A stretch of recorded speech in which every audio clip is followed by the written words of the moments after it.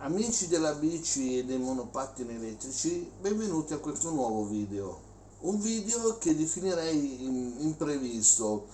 Imprevisto perché effettivamente stavo facendo un altro video che vi avevo già detto che avrei fatto sulle batterie.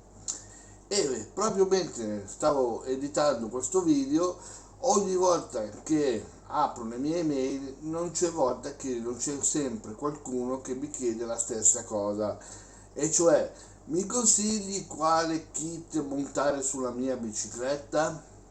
Ora, quando si verificano queste cose, io preferisco fare un video, così chi mi ha fatto la domanda può trovare le sue risposte, ma anche chi non aveva in mente di farmi quella domanda lì può comunque trovare uno spunto per fare la sua kit bike. Siccome che il video sulle batterie, ma come d'altronde tutti i miei video, diventano lunghi, cioè nel senso che richiedono molto tempo per essere fatti, ho pensato che conveniva sospendere un attimo questo video sulle batterie e farne uno direttamente sulla vostra domanda che mi state continuando a fare. Attenzione, in questo video non cercherò di spiegarvi qual è la marca migliore di kit per fare la vostra kit bike, ma cercherò di spiegarvi i pro e i contro dei vari kit che sono presenti sul mercato che potete utilizzare per creare la vostra e-bike. Ma prima di questo vi dovete beccare la sigla, questa.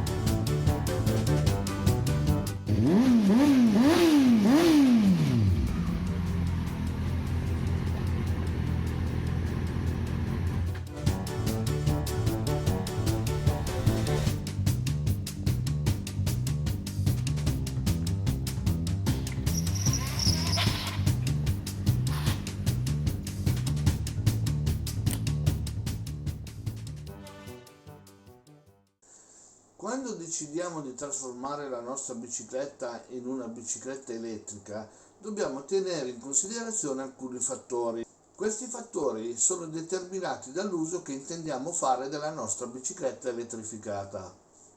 Chi mi segue, anzi, mi correggo, quei pochi che mi seguono sanno che di motori elettrici ce ne sono di due tipologie: quello con le spazzole e quello senza spazzole.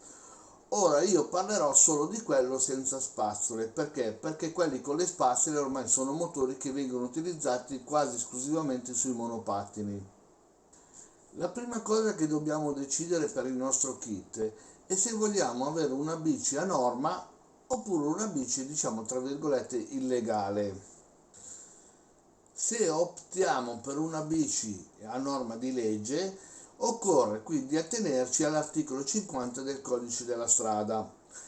Questo codice ci dice che dobbiamo avere un motore non superiore a 250 watt nominali, non possiamo avere un acceleratore e siamo obbligati a montare un PAS, cioè un sensore di pedalata assistita.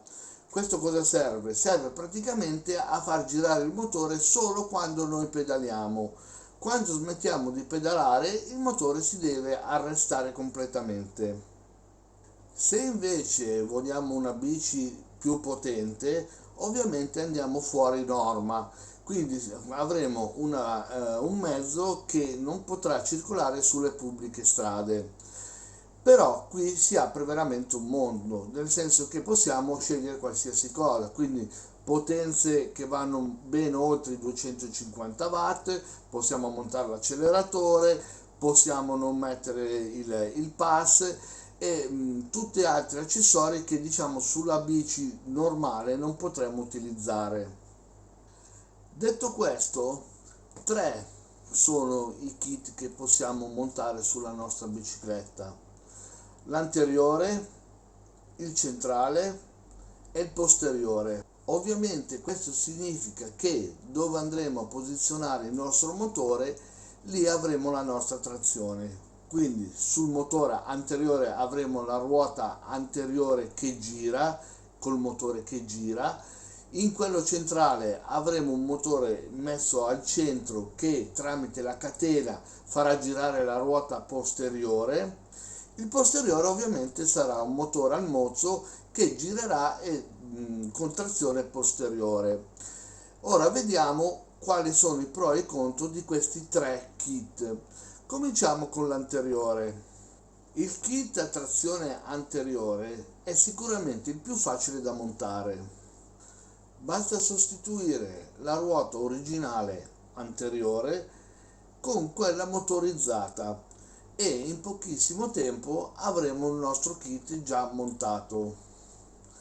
Economicamente parlando, il kit anteriore non si differenzia di molto da quello posteriore.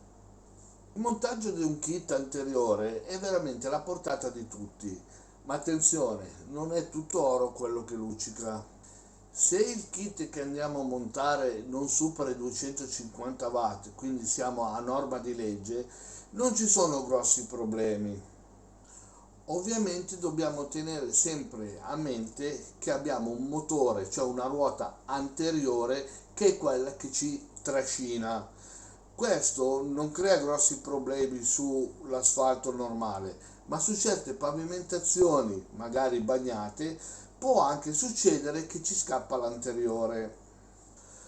Questo rischio aumenta sempre di più in base alla potenza che andiamo a mettere, quindi più potenza, più watt andiamo a mettere sul nostro kit, più sarà difficile da guidare la nostra bicicletta, non solo sul bagnato ma anche sullo sterrato. Il più grosso problema dei kit anteriore è quello del forcellino, soprattutto se andiamo a utilizzare motori di grossa potenza.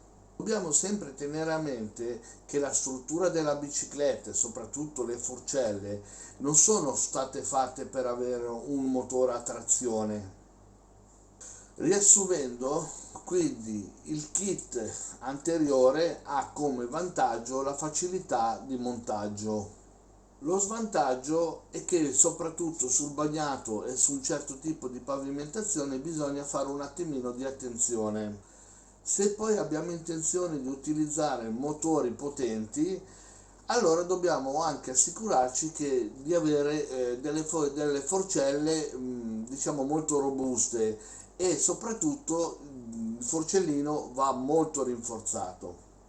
Io presumo che non faccia piacere a nessuno mentre si sta viaggiando magari a 50 km/h vedere la ruota anteriore che vi abbandona. Veniamo ora al kit posteriore.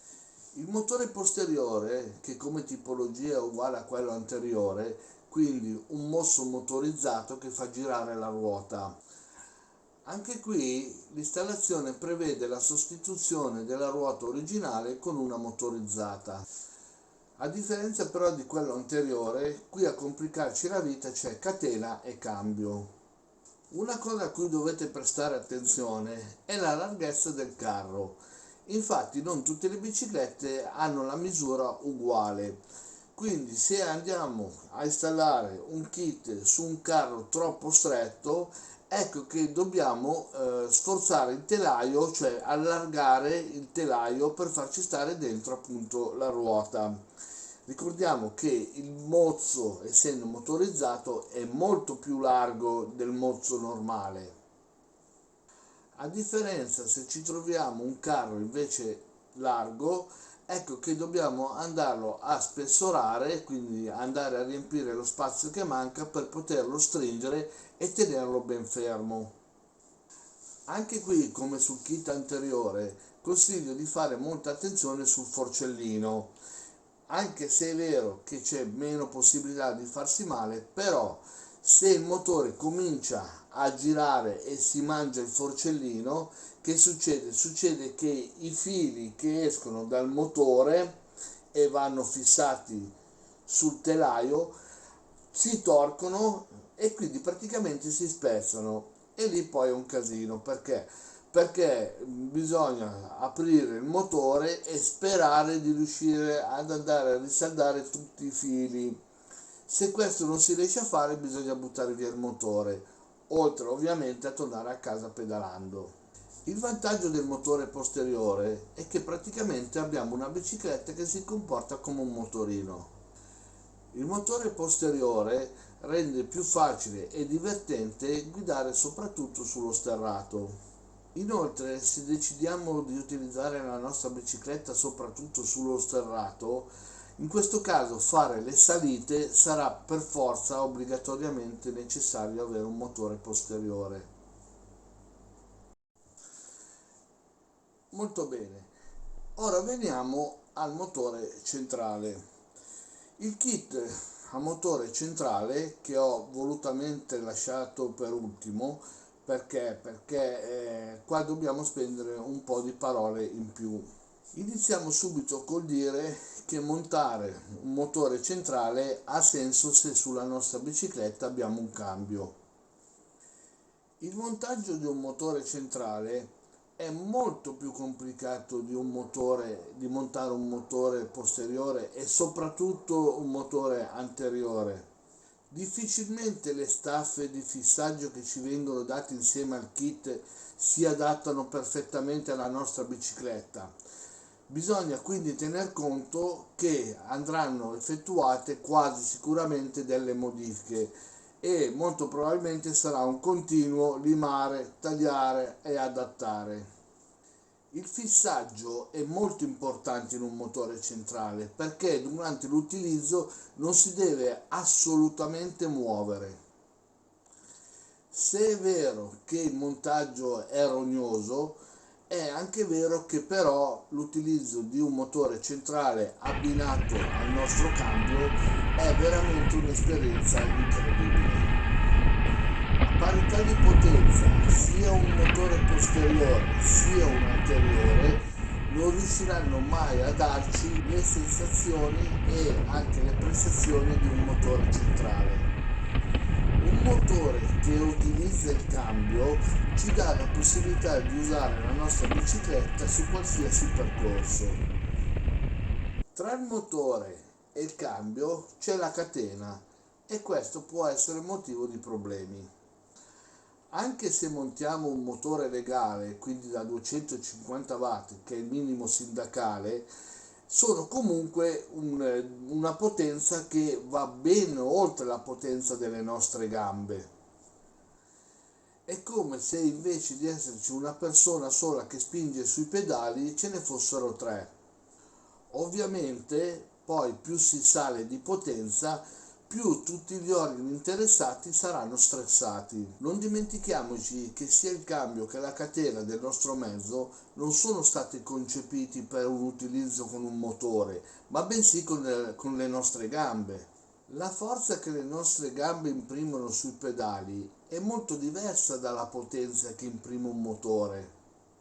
Ora tutti sappiamo come funziona un cambio. La catena, che parte dalla corona centrale e si va a posizionare sul cambio, poi si sposta in base al rapporto che andiamo a selezionare. Ora, fin quando la nostra catena lavora dritta tra cambio e corona centrale, problemi non ce ne sono. I problemi vengono quando cambiamo rapporto e soprattutto ci spostiamo o sul più piccolo o sul più grande. In questo caso, come possiamo immaginare, la nostra catena non è più dritta, ma lavora, diciamo, spostata. Ora, se noi su questa catena che sta già lavorando in torsione andiamo a imprimerci una grossa potenza, si possono avere due problemi. Il primo è che scende la catena, il secondo è che si spezza la catena. Ovviamente non è detto che questo accade, però c'è la possibilità che succede e questo è anche il motivo per cui le moto non utilizzano il cambio come quello delle biciclette. Il fatto di poter utilizzare il cambio in un motore centrale è sia un vantaggio che uno svantaggio. Quindi, riassumendo i pro e i contro di un motore centrale, possiamo dire che la guida è molto divertente e con la possibilità di utilizzare il cambio praticamente abbiamo sia la potenza sia la velocità quando decidiamo noi. Di contro abbiamo invece che il montaggio risulta più difficoltoso rispetto agli altri due kit e, come vi ho detto, il cambio, che è il suo punto di forza, è anche il suo tallone d'Achille. Molto bene, siamo giunti alla fine di questo video. Spero di essere riuscito a darvi in mano gli strumenti per poter decidere quale kit è migliore per voi. Se lo ritenete opportuno, iscrivetevi al mio canale, lasciate un like se vi è piaciuto oppure se non vi è piaciuto e non scrivete commenti, tanto li ho disattivati in quanto il 90% dei commenti erano stupidi e quindi ho ritenuto di bloccarli. Se avete qualche domanda da fare, passate dal mio sito, il mio sito è sempre in descrizione qua sotto, e andate sul menu contatti e da lì potete inviarmi un'email e farmi tutte le domande che volete. Vi auguro una buona giornata e al prossimo video.